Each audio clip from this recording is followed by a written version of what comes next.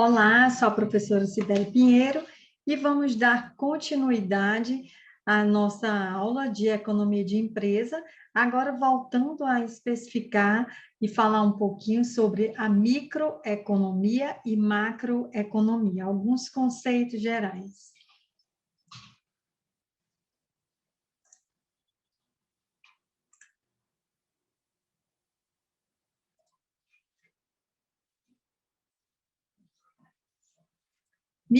A microeconomia preocupa-se em explicar o comportamento econômico de unidades individuais e a maneira pela qual o produto e o preço são determinados em mercados específicos. Estuda também como os preços podem se harmonizar, né? Podem harmonizar a oferta e a demanda, gerando equilíbrio e como conciliar decisões entre o consumo e a produção. É fundamental que a gente tenha essas diferenças bem nítidas, né, nos nossos estudos, a diferença de microeconomia e macroeconomia. A micro, ela vai estudar muito o comportamento econômico voltado o quê? A preços em mercados específicos. E também ele vai harmonizar esses preços, tá? A questão da lei da oferta e da procura, que é exatamente a demanda, gerando um equilíbrio dentro do processo de consumo como de produção. Já a macroeconomia estuda o comportamento da economia como um todo, ou seja, o que determina e o que modifica o comportamento de variáveis agregadas, né? Tais como a produção de tais bens e serviços, taxas de inflação, que nós já comentamos na nossa primeira aula, o desemprego, por isso que foi importante a gente falar lá nos conceitos de economia. O que é a inflação, o que é que ela impacta.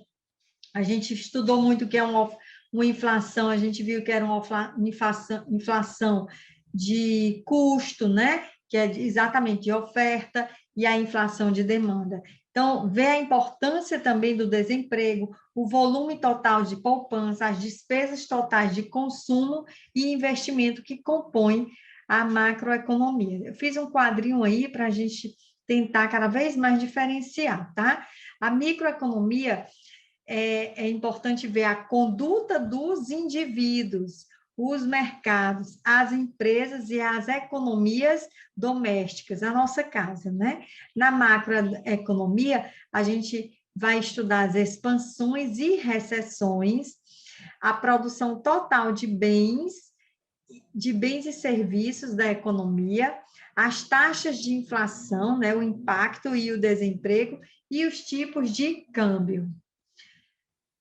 A micro e macroeconomia, principais contribuições na análise micro e macroeconômicos, né? Microeconomia vai nos proporcionar entender os mercados e prever possíveis mudanças, avaliar as políticas públicas, tomar decisões gerenciais e pessoais.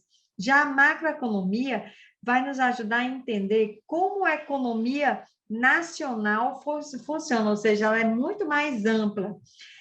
Entende também os grandes debates sobre políticas econômicas. É o que constantemente nós estamos vendo na televisão. O desemprego, o que é que impacta a questão da inflação, né? Melhorar a capacidade de tomar de decisões sobre os negócios. Essas são as principais contribuições de análise. Daí, é importante a gente fazer uma retomada do que nós já falamos, né, na aula 1, que quando a gente aborda o termo economia, que é exatamente a economia, as normas do lar, cuidar da casa, cuidar da empresa, né, como um todo, enfim, a economia, ela trata o quê? Das necessidades que são ilimitadas. Quem possui essas necessidades ilimitadas? Nós, né, enquanto consumidores. A economia trata também dos recursos limitados, tá? Quem são os recursos limitados? Terra, capital e trabalho. São aqueles recursos finitos que eu tenho que usar com racionalidade, porque se eu usar indiscriminadamente, esse recurso tende o quê? A acabar. A economia também, o objeto da economia, nós já vimos na aula 1, que é a escassez. Sibeli, o que é a escassez? É exatamente esse desequilíbrio dessa balança, né? Que a gente na aula 1 colocou uma balança de necessidades, não foi? E de recursos. Eu disse para vocês que as nossas necessidades eram ilimitadas e elas se sofisticavam com o decorrer do nosso tempo. E os recursos, eles são ilimitados. Então, se a gente continuar consumindo, tudo que eu quero, o que acontece com os nossos recursos? Eu não tenho recurso suficiente para atender às minhas necessidades. E aí o fenômeno da escassez, que também nós diferenciamos para vocês. O que seria escassez? O que é diferente de pobreza? Escassez é a necessidade de uso racional da tomada de decisão para a compra, para a utilização racional de recursos para maximizar os meus recursos. Já a pobreza, não, é a falta dos recursos mínimos para atender essas necessidades. Então, dentro dessa perspectiva, a gente ainda tem a necessidade de escolha, que é justamente o mote da economia, que nós, seres humanos, nós vivemos o quê? De escolhas, tá? Nós precisamos adquirir um bem para adquirir um bem em detrimento de outro, uma coisa em detrimento de outra. Aí falamos de custo de oportunidade, falamos de trade-off, né? E aí, então, os problemas fundamentais que a economia precisa pensar: o que produzir, quais os desejos, o que produzir. Então, a economia, a indústria precisa pensar quais os desejos e necessidades serão satisfeitos e em que quantidade. Ou seja, o que eu tenho que produzir, a indústria precisa pensar. O que eu preciso produzir para atender às necessidades e desejos. Se qual é a diferença de necessidade e desejo? Necessidade, gente, eu gosto muito de falar que são as necessidades básicas, necessidades até mesmo fisiológicas, para a sobrevivência humana. E o que é o desejo? O desejo é emoção. Desejo é emoção que ela é proporcionada pelo poder de compra. Então, a economia precisa se preocupar. Os fundamentos da preocupação da economia é quais são os produtos que eu tenho que produzir para a satisfação das necessidades e desejos e em que quantidade, ok? Então, outro ponto é como produzir. A economia tem que se preocupar, pensar nas técnicas de produção, na maximização da produtividade. E para quem produzir? Quem será o beneficiário final? E como será a distribuição de tal produto ou serviço? E aí eu trago para vocês que os bens, olha aí quanto nós vamos detalhar aqui o nosso estudo de bens, e a gente vai entender um pouquinho, porque o estudo dos bens é exatamente o que nós vimos na microeconomia, tá? E o que é isso? Tudo aquilo que é suscetível ao conceito de bens. Bens é tudo aquilo que é suscetível de satisfazer a uma necessidade humana, seja ela individual ou coletiva. Temos ainda os tipos de bens, tá? Bens econômicos, bens livres, perdão, e bens econômicos.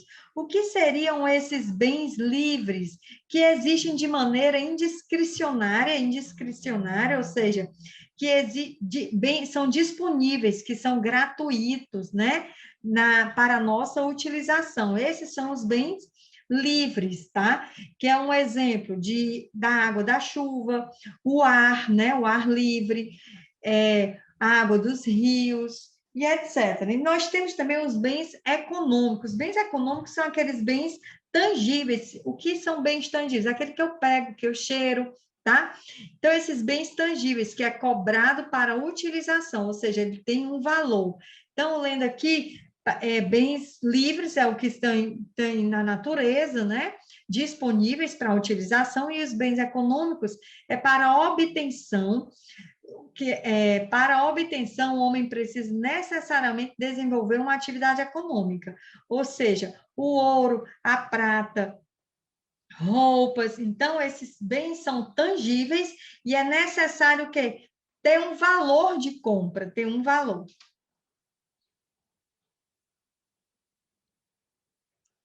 Vamos passar mais um pouquinho aqui. Né? Vemos também, quando a gente estuda demanda, eu vou falar para vocês da lei da demanda. Já falamos lá no iníciozinho da nossa aula, que eu apresentei para vocês um pouco sobre inflação. O que seria inflação? Que era o aumento generalizado dos preços. Aí eu falei um pouco de que existia a inflação de demanda.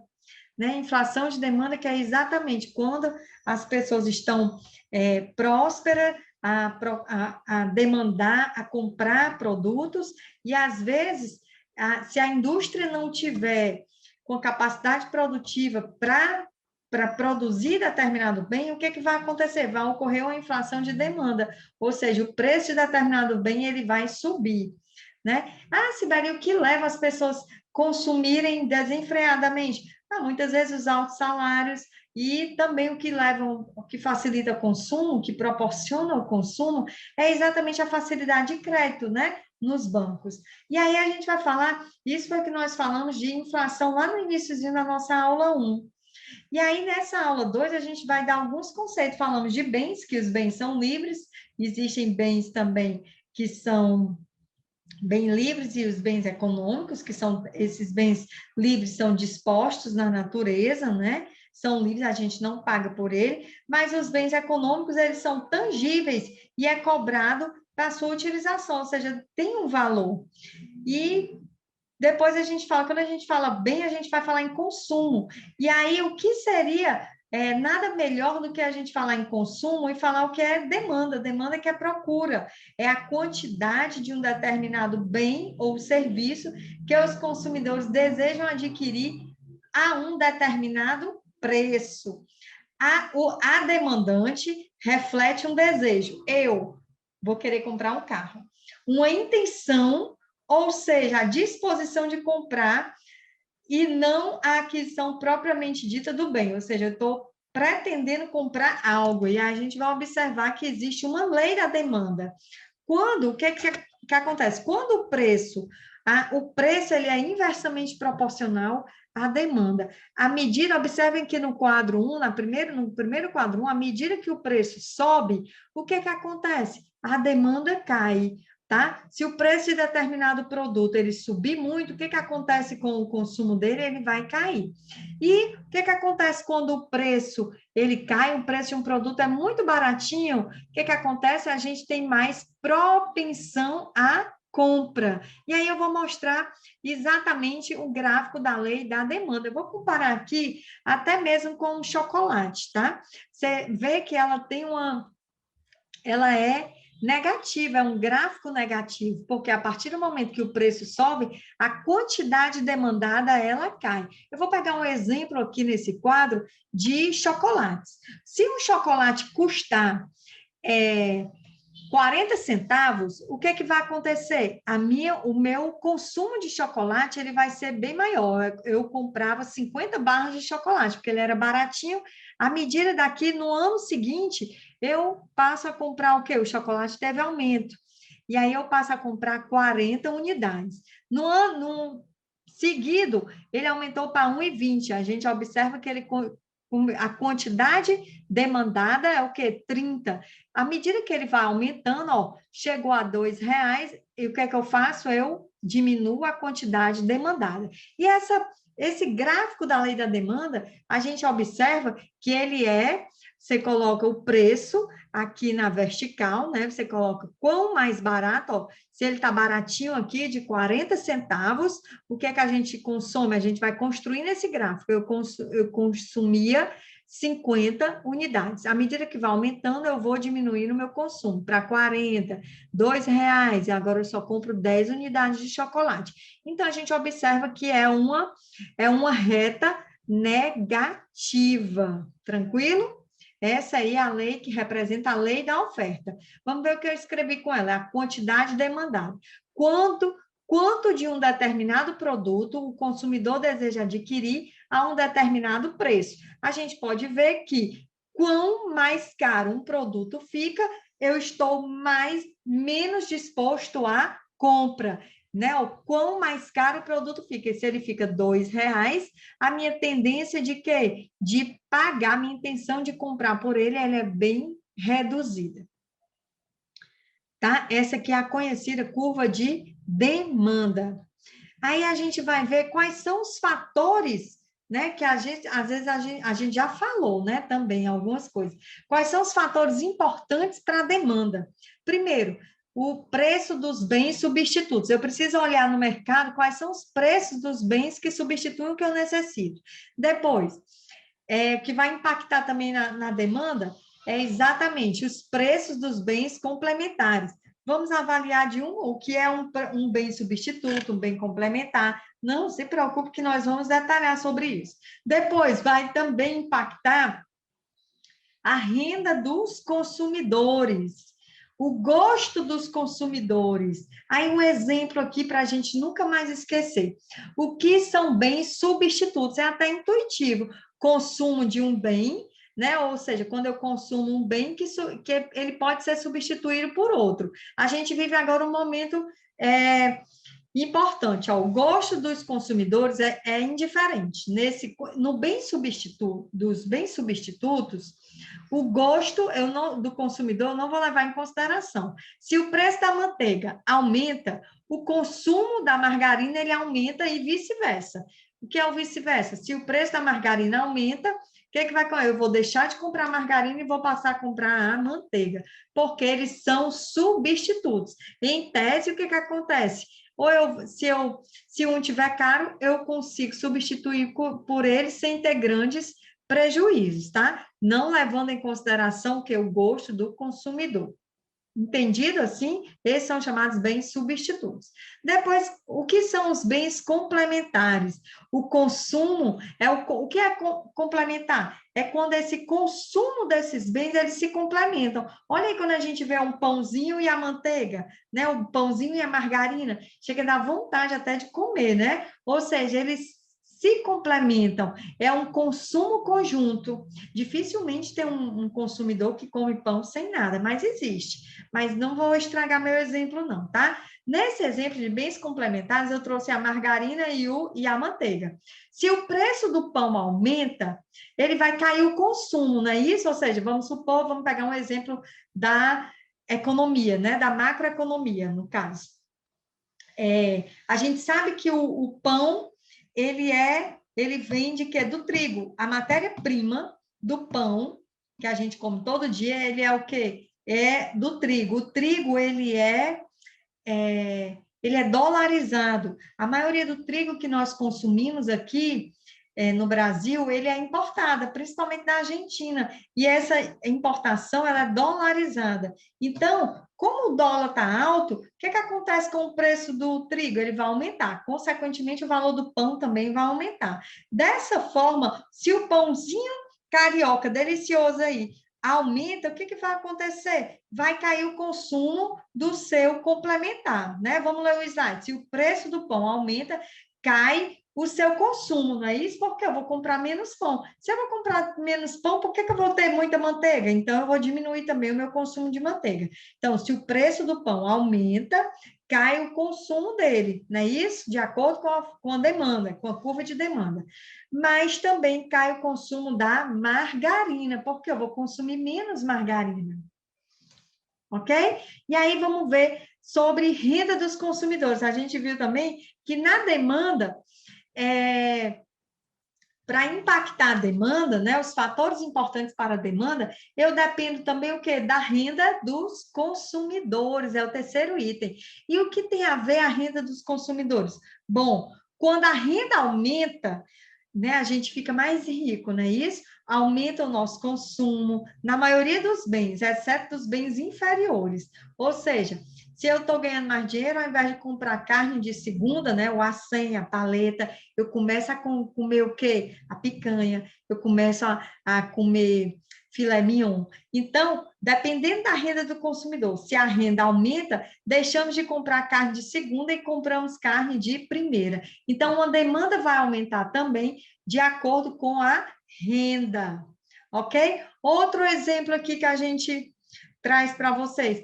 A demanda também vai diminuir, ó, vai aumentar, né? Vai impactar a demanda de determinado bem, dependendo do gosto dos consumidores. Aí eu trouxe aqui o Luciano Huck, né? Ele está trazendo aqui uma vitamina, ele está fazendo uma propaganda de uma vitamina. Então, a mídia influencia o gosto do consumidor e este interfere na demanda. À medida que eu estou trazendo aqui um formador de opinião, o Luciano Huck. Aí ele está dizendo que ele é todo bonito, ele é saudável, ele é rico, casado com Angélica, e ele toma centro. Então, o que que acontece? O gosto do consumidor, aquelas pessoas que vão se identificar com aquele perfil social, com aquele perfil da pessoa que está fazendo a propaganda, né, daquele merchandising, ela começa o quê? Ela vai modificar também a demanda por aquele produto. Ele vai consumir mais daquele produto. Tranquilo? Esses são fatores que influenciam na demanda. E agora, como já falamos de demanda, a gente vai falar um pouquinho de oferta. O que seria a oferta? Reflete o comportamento do produtor. Então, vocês vão observar que o preço ele é diretamente proporcional à oferta. Então, a oferta é a quantidade de mercadoria que os vendedores querem oferecer de acordo com cada preço dado, né? De novo, oferta é a quantidade de mercadoria que os vendedores querem oferecer de acordo com cada preço dado. É a intenção de vender e não a venda efetiva. Ofertar não é sinônimo de vender. Tá bem negrito aí para a gente se atentar. A oferta reflete o comportamento do produtor. Observem que a demanda é do consumidor. Então, a oferta, a quantidade ofertada é o valor, a expressão numérica da quantidade que se pretende produzir. E aí, o que que a gente observa aqui na curva de oferta, né? Ó, a quantidade ofertada de um bem aumenta à medida que o preço dele aumenta. Isso aí a gente vai trazer para os nossos dias aqui, para a gente lembrar de alguns contextos aqui do nosso dia a dia. Vamos pensar, gente, que a gente vai comprar leite. A gente observa que quando o leite está bem baratinho, né? Quando o leite está uma safra boa, que está bem baratinho, às vezes tem até, sabe o quê? Existem produtores que jogam fora, estragam o leite, jogam fora. Para quê? Para que falte leite no mercado e o preço dele venha a subir, porque os estoques estão altos e ele está custando muito barato. Se está custando muito barato, o que que acontece? Ele não se interessa em vender. O nome é esse, ele não tem interesse. Por quê? À medida que o preço de determinado produto aumenta, o produtor tem o quê? Eu agora esse produto me interessa, eu vou oferecer mais no mercado. Tá? Então, o que seria essa lei da oferta? Tem aqui uma fábrica de móveis. Por alguma razão, os móveis de marfim estão na moda, tá? Então, todos os concorrentes passarão a vender agora móveis de marfim. O que é que todos os concorrentes passaram a vender móveis de marfim? Como a demanda está aumentando, a demanda está aumentando, o que é que está acontecendo? Se a demanda está aumentando, o preço vai aumentar. Lembra lá na lei da oferta, né? Por que que o preço vai aumentar? Será que as fábricas estão preparadas especialmente, né, para esse nível de produção? Então, e a oferta também deve aumentar. Se está aumentando a demanda, a oferta tende a aumentar, tá certo, gente? Por quê? Porque está tendo procura. Então, vai existir uma inflação, eu quero que vocês não confundem com a inflação de custos ou de demanda, inflação de demanda. É quando eu começo a ofertar, a minha demanda começa a procurar, mas eu não tenho capacidade produtiva, então o meu preço do meu produto aumenta. Aqui, o que que acontece na lei da oferta? Que é interesse dos produtores, né? Eu tenho uma fábrica, vamos entender. Por alguma razão, os móveis de marfim, eles começam o quê? A ter interesse em aumentar também, passarão a vender mais móveis de marfim. Então, dessa forma, essa demanda será aumentada. O preço do produto certamente vai ter o quê? Aumento. Aí vamos explicar bem direitinho aqui, de acordo com a curva da oferta. Na curva da oferta, a gente observa que ela é positiva. Tá vendo que ela é para cima? Ela é crescente. Ó, é o preço na vertical e a quantidade ofertada na horizontal. Lembrando que a curva de oferta, ela é de interesse do produtor. Então, à medida que o meu preço, ele é bem pequenininho, ele é baixo, a minha oferta, ela é pequena. Mas à medida que o meu preço vai aumentando, eu começo a produzir mais. Ó, o preço subiu para 80 centavos, agora dos chocolates, tá? Aí eu começo a ofertar 20 chocolates. Meu preço é 1,20. Aí eu começo a ofertar mais chocolates. Eu vou ofertar no mercado, tá? 30 chocolates. Meu preço subiu a R$2 a barra de chocolate. O que vai acontecer? Eu vou aumentar para 50 barras de chocolate. A gente observa que ela é o quê? Positiva. Tranquilo? Todo mundo entendeu direitinho? E aí a gente vai estudar. Depois que eu estudei a curva de oferta, a curva de demanda, lembrando que a curva de demanda é do consumidor, e ela é o que? Negativa. À medida que o preço de determinado produto sobe, o que é que vai acontecer com a minha demanda? Ela vai cair. E a curva de oferta, ela é diferente, ela é de interesse do produtor. E à medida que o preço sobe, é de interesse do produtor oferecer esse produto no mercado. Tranquilo? Então, são as duas curvas que são primordiais no nosso entendimento na economia.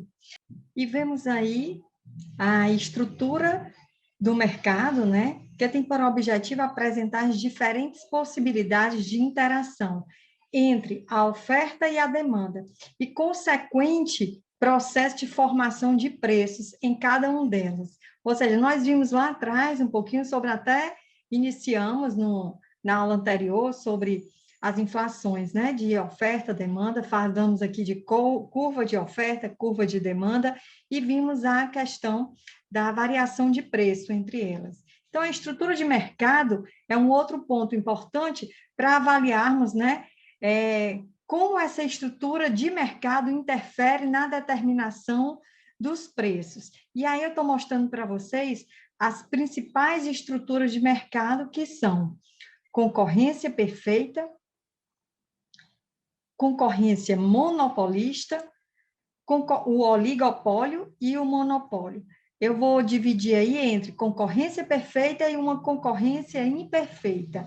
E o que falar da concorrência perfeita?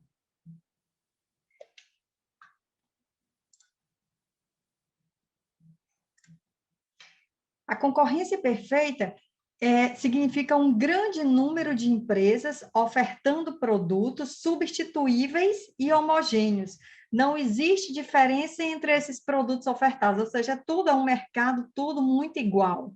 E aí eu trago para vocês um exemplo que é muito fácil. A gente vai numa feira onde esse mercado dos produtos hortifruti e granjeiros é o que mais se aproxima do exemplo voltado à concorrência perfeita.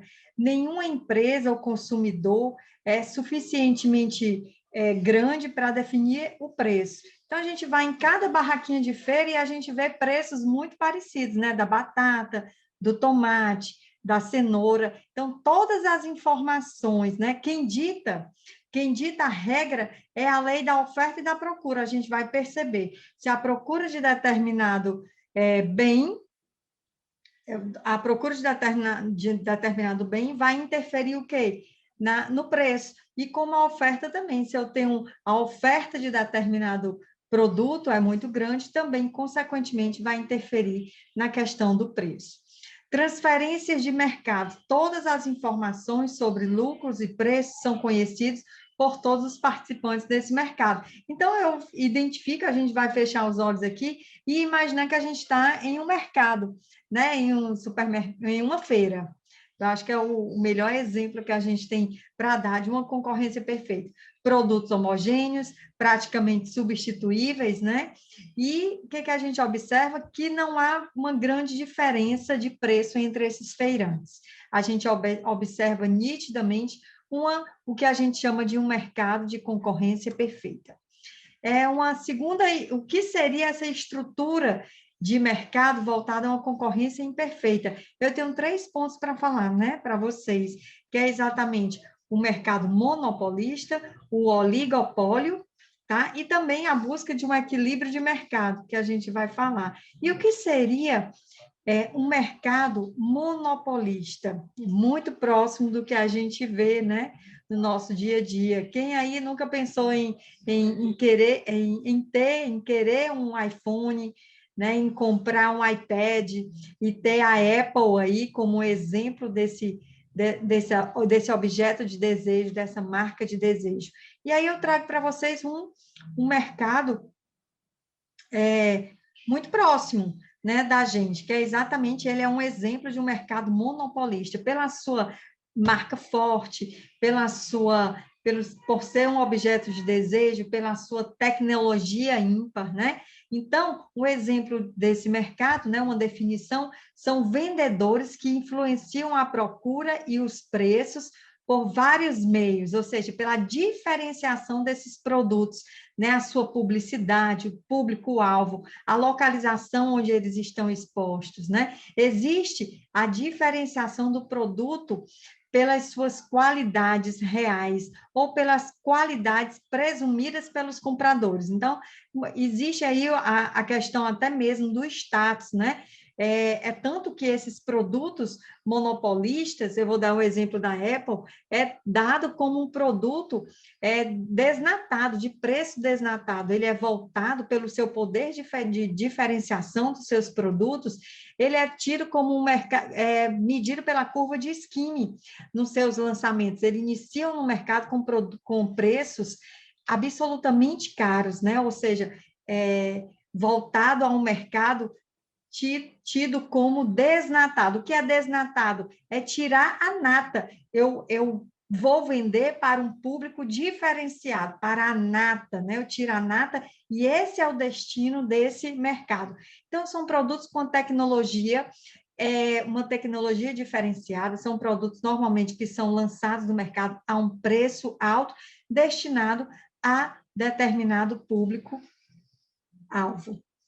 O que seria um segundo exemplo de concorrência imperfeita é o exemplo de oligopólio. O que seria, Sibeli, esse oligopólio? Então, são muitos oligopólios, é um número reduzido de empresas, né, de tal forma que cada uma delas tem que considerar os comportamentos e as reações das outras como tomada de decisão de mercado. Eu posso trazer aqui que é um aspecto de cooperação entre empresas ou não. Há barreiras para a entrada de novos concorrentes e é comum também entra uma fusão entre elas. Eu vou trazer até um exemplo aqui novo, que é a fusão do banco do Itaú Unibanco, né? O Unibanco era um banco que tinha, pelo menos aqui no Ceará, que ele tinha apenas cinco agências, e o Itaú tinha uma capilaridade bem grande em relação ao mercado aqui no Ceará. O que aconteceu? Houve uma fusão entre o Itaú Unibanco, tanto que hoje a razão social é Itaú Unibanco. E houve essa fusão de um banco que tinha uma grande capilaridade, ou seja, quase em toda esquina a gente encontra, né? Em grandes bairros a gente encontra uma agência do Itaú e a gente vê agências do Unibanco, porém o Unibanco era voltado principalmente para clientes de alta renda. Então, houve essa fusão entre essas empresas para ficar um mercado muito maior. E aí eu tenho também exemplos de grandes empresas, né? A Gol, a TAM Webjet, a Azul Airlines. Então, a gente pode dizer que é um grupo reduzido de empresas, ou seja, que elas são formadas como oligopólios, que eu só tenho essas empresas aqui para trabalhar. Né? Então, eu tenho, normalmente essas empresas, elas impedem a entrada de novos concorrentes. Esse aí é uma definição, um exemplo que eu trago para vocês de oligopólio. E aí eu tenho também o equilíbrio de mercado, né? E aí eu trago a oferta e a demanda. Quando a oferta é maior do que a demanda, eu tenho muitos produtos para ofertar no meu estoque. O que acontece? eu tenho uma oferta grande e a demanda é o quê? Menor. Quando a oferta é maior e a demanda é menor, né? Como tem um sinalzinho aí, oferta maior, o que que acontece com o preço? Há uma redução do preço. E o contrário, né? Quando a demanda é maior do que a oferta, eu tenho um aumento de preço, ou seja, eu tenho um mercado aqui que está demandando e a minha oferta é menor, o que é que acontece? Eu tenho um aumento de preço. Então, aí, Sibeli, o que que significa o equilíbrio de mercado? Eu trouxe aí a lei da oferta, a lei da demanda, e o equilíbrio de mercado é quando a oferta é igual à demanda. Então, a gente vai ler aqui. O mercado estará em equilíbrio quando toda a quantidade produzida ela for consumida, que é o que é chamado quantidade de equilíbrio, a um determinado preço, que é o chamado preço de equilíbrio. O preço é o fator determinante da condição de equilíbrio de mercado. Voltando, o preço, eu trouxe aí uma imagem bem didática para vocês. O preço aí está trazendo bem realmente um equilíbrio entre a oferta e a procura. O preço é o fator determinante desse equilíbrio. E aqui eu estou trazendo, sobre determinação de preço, eu trago um filósofo, né? Muito conhecido, muito estudado na economia, que é Adam Smith. Adam Smith foi um dos mais importantes teóricos da ciência econômica de todos os tempos, né?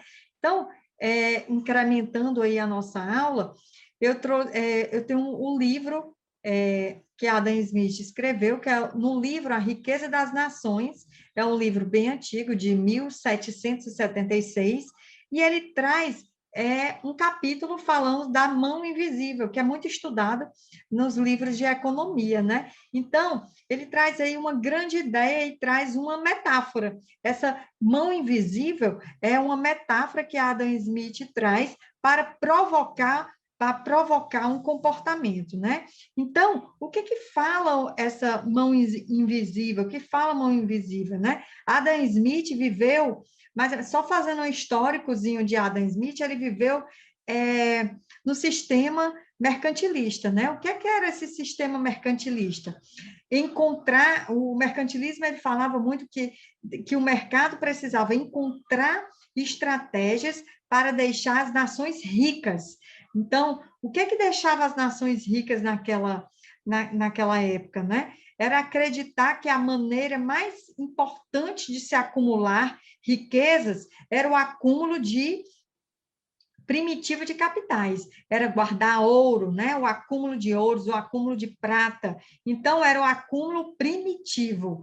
E depois, que foi exatamente esse mercantilismo, era a época vivida pelo Adam Smith. Porém, ele já estava iniciando o século XVIII e ele tinha algumas ideias, que era exatamente o século XVIII, era que ele não viveu essa revolução das máquinas, a revolução da indústria, ele não viveu, mas ele trouxe ideias para essa revolução. E o que foi essa revolução? O que ele pensava? Realmente era uma divisão das tarefas no processo produtivo. Dentro dessa divisão de tarefa, existia o quê? A especialização. E o que seria essa divisão da tarefa? Vamos colocar aqui uma fábrica de alfinetes. Então, desse processo produtivo, eu vou dividir entre 10 empregados. Então, cada empregado, ele ia se especializar na tarefa de acordo com a afinidade, com seu nível de capacitação,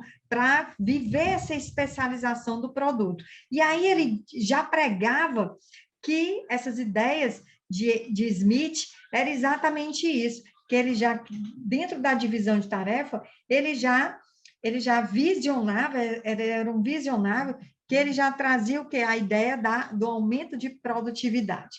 Um outro ponto é que também não adiantava ter tanta produtividade se eu não tinha o quê? Como ele viveu na época do mercantilismo, o que era a época do mercantilismo? Que basta eu ter acúmulo de riquezas. Só que lá na Revolução Industrial, o que a gente vai acontecer? O que vai acontecer? Que eu vou produzir, eu vou ter maior produtividade, e o que vai acontecer? Eu preciso abrir mercados, eu preciso produzir mais para vender. Então, há um pensamento, uma ideia de expandir esses mercados, em promover e incentivar o mercado consumidor. E aí veio aí as ideias iluministas, né, de liberdade de Adam Smith, que a economia, ou seja, ele já pensava em uma livre concorrência. A economia sempre vai acontecer, né? A economia com a livre concorrência, ela vai encontrar uma forma de equilíbrio entre essas pessoas que estão concorrendo. Vamos supor que a China não vai entrar, né, nesse mercado. Brincadeiras à parte, tá? Uma forma de equilíbrio de mercado, que é exatamente essa mão invisível, em que não haveria a interferência do governo, ou seja, essas pessoas, esse mercado iam se encontrar entre compradores e vendedores para a estipulação de um preço justo. E aí eu trago também um exemplo também para a gente falar um pouco sobre os capítulos, né, do que está no e-book de vocês. Eu trago um pouco sobre a elasticidade de preço. Então, abaixo, demonstraremos um cálculo de elasticidade para um produto qualquer, com apenas 2 períodos. Eu peguei aqui janeiro e fevereiro. Vamos supor que agora 2021, né? E explicando a fórmula padrão do cálculo, que é exatamente o equilíbrio de preço, tá? De elasticidade de preço. Equilíbrio não, elasticidade. Então, a gente vê aqui que num período de janeiro, o preço de determinado produto era R$10. E a quantidade consumida eram 500 unidades.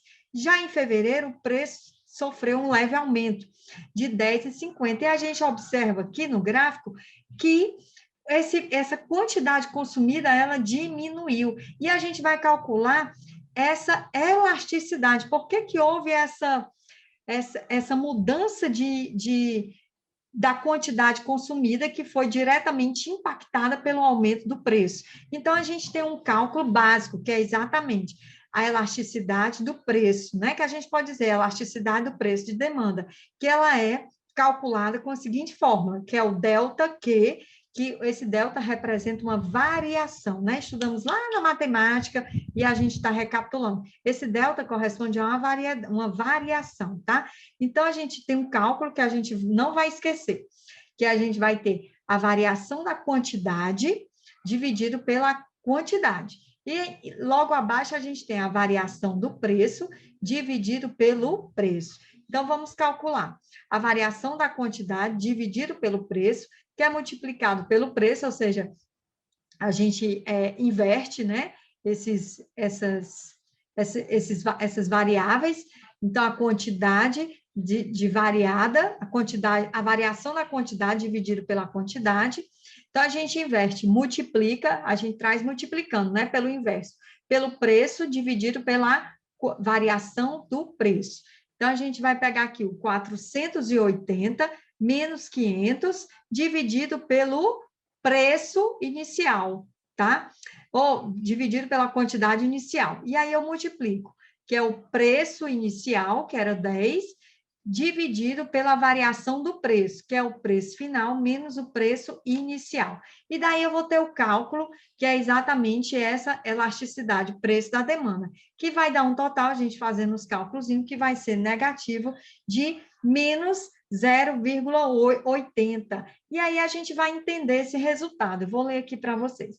Para cada variação percentual de 1% do preço do produto, a quantidade variará de 0,8%.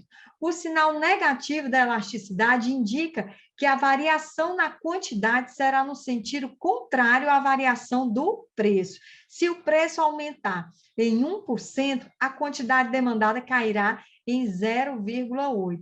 No nosso exemplo, o preço aumentou em 5%, não foi?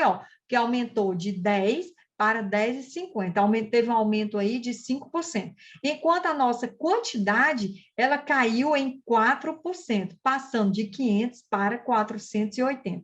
Para verificar a quantidade demandada para as diferentes variações de preço, basta multiplicar a variação do preço pela elasticidade. Se Se variássemos o preço em 15%, a variação na quantidade seria de 12%. Ok? Então, esse é um cálculo que é para vocês, sempre que pegarem um cálculozinho, vamos calcular, vamos racionalizar a elasticidade de determinado preço de produto em relação à demanda. Então, a gente vai ver o quão essa elasticidade de preço ela vai impactar nesse aumento. Então, a gente foi calculado exatamente nessa perspectiva. Então, eu trago aqui uma síntese para vocês de todo o contexto do nosso encontro. O contexto, a economia como algo presente, né? Ou seja, familiarizada no nosso dia a dia, no dia a dia de cada pessoa. E aí eu trouxe para vocês as noções iniciais nas nossas aulas sobre o contexto econômico, falando sobre a origem da economia, né? Ou seja, falando sobre as necessidades humanas, e que são essas necessidades que são ilimitadas, porém, elas se contrapõem aos recursos disponíveis, que as nossas necessidades, elas são ilimitadas, mas os recursos, elas são o quê? Limitados. Falamos sobre custos de oportunidade, ou seja, tudo que nós não podemos consumir tudo que nós queremos, ou seja, tudo nós temos um custo de oportunidade. E esse custo de oportunidade é justamente aquilo que se deixa de fazer, que se deixa de ter em detrimento de algo. E aquilo que é sofrido para a gente, né, que é exatamente o chamado custo de oportunidade. Trouxemos também conceitos, né, e definições de economia, né, economia, custo trouxemos a questão da inflação, né, os porquês da economia. Definimos aqui também a microeconomia e a macroeconomia, definições e características, o foco de cada um, né, da microeconomia e da macro. Trouxemos aqui as falas muito familiar da gente sobre inflação, sobre desemprego, né? Algumas contribuições. Falamos também sobre bens, né? Conceitos de bens, leis de demanda e fatores importantes para essa demanda. Proponho para vocês aqui duas questões, né, de atividade para vocês tomarem como reflexões em um outro momento. No momentinho que vocês tiverem, vocês vão exercitar esses dois exercícios que eu trouxe para vocês, tá? E aí eu trago aqui alguns lembretes, né? Você sabe realmente o que é inflação? Nós discutimos aqui nos nossos vídeos, que é o aumento generalizado de preço. Porém, a inflação, ela não é pontual. A inflação não ocorre apenas em um produto, porque determinado produto ele vai aumentar, porque eu fui 3 vezes na feira essa semana e eu encontrei o preço do arroz ou do tomate nesse aumento nessa semana, de forma alguma. Esse aumento eu vou identificar quando ele é generalizado, quando aumenta a gasolina, quando aumenta a escola dos nossos filhos, quando aumenta o arroz, o tomate, né? Não seja quando é um aumento pontual, pode ser, ele precisa ser esse aumento avaliado, que pode ser referente ao transporte, pode ser referente a um estado específico, principalmente em relação às chuvas, à entre-safra. Então, é importante a gente identificar, porque quando a inflação ocorre, é realmente quando há um aumento generalizado de preços e, consequentemente, um empobrecimento, principalmente voltado às classes assalariadas.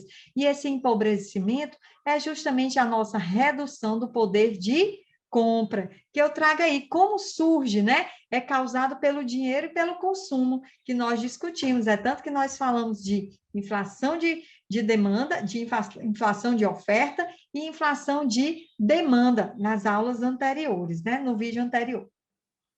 Então, está diretamente ligada ao crescimento econômico do país. E isso é bom? Sim. O crescimento econômico, nós falamos no iniciozinho do nosso encontro, que o crescimento econômico é muito bom, que é exatamente esse aumento contínuo da riqueza do país ao longo do seu tempo. Esse crescimento vai refletir realmente no aumento da renda per capita da população. Então, esse crescimento econômico está diretamente relacionado ao famoso PIB, ao Produto Interno Bruto. E nós falamos que esse crescimento econômico é diferente de desenvolvimento econômico, que esse desenvolvimento econômico está refletido na qualidade de vida, que é medida pelo IDH, que mede esse IDH, mede o nosso padrão de vida, né? Mede a vida longa e saudável, né? A expectativa de vida da população, além de acesso ao conhecimento, que é exatamente esses anos de estudos, né? Os estudos médios que nós temos, tá? Vamos trazer também aqui para vocês, relembrar como o governo controla a inflação, porque a inflação está lá, mas a inflação não é descontrolada. O governo, existem manipulações governamentais que se pode atuar. Um deles é o quê? A política fiscal. O que seria essa política fiscal? A gente sempre está escutando no jornal. A política fiscal ocorre principalmente quando o governo freia o consumo. Como é que o governo pode frear consumo? Quando ele está o quê? Aumentando os impostos, ou então diminuindo o poder de compra, ok? Já é uma forma de política fiscal. A outra política fiscal é o quê? A política monetária, é dificultar os bancos a emprestarem dinheiro. Como é que a gente dificulta os bancos a emprestar dinheiro? Quando a gente torna esse dinheiro mais caro, o crédito fica mais caro. Então, aí, se o crédito vai ficar mais caro, as pessoas vão ter menos acesso ao crédito. E o que é que acontece? Eu vou reduzir muito esse dinheiro no mercado. As pessoas vão ter menos crédito, consequentemente, menos dinheiro, então eu vou comprar menos. Isso é a atuação do governo, que é chamada política monetária. E eu também vou falar, eu tenho a questão da política cambial.